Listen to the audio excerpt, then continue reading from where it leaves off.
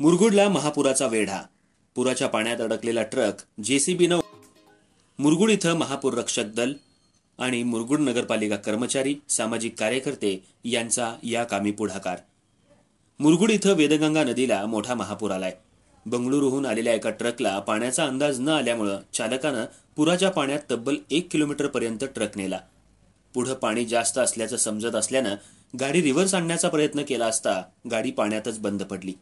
ही बाब मुरगुडचे शिवभक्त, सामाजिक कार्यकर्ते सर्जेराव भाट यांना समजल्यानंतर त्यांनी पहाटे 3:30 वाजता नगरपालिका प्रशासन आणि जेसीबी चालकांना फोन करून स्वतः महापुरामध्ये जात याची माहिती दिली. यानंतर नगरपालिका कर्मचारी बबन बारदेसकर, ओमकार पोद्दार आणि जेसीबी मालक विक्रम गोंधळे स्वतः जेसीबी घेऊन आणि नगरपालिकेचे कर्मचारी यांना घेऊन घटनास्थळी दाखल झाले. अथक प्रयत्नानंतर त्यांनी कमरे एवढ्या पाण्यातून हा ट्रक बाहेर काढला. वाहतं पाणी आणि वरून पडणारा पाऊस, पाण्यामध्ये सापांचा आणि किड्यांचा असलेला धोका यातून मार्ग काढत या सर्वांनी हा ट्रक पाण्याबाहेर ओढून मुरगुड नाका नंबर 1 या ठिकाणी आणून सोडला. तसंच ड्रायव्हर आणि क्लीनर यांच्या जेवणाची, नाश्त्याची सोय करून ते शिवभक्त घरी आले. गेल्या वर्षीही छाती एवढ्या पाण्यातून या शिवभक्तांनी 2 ट्रक बाहेर काढले होते.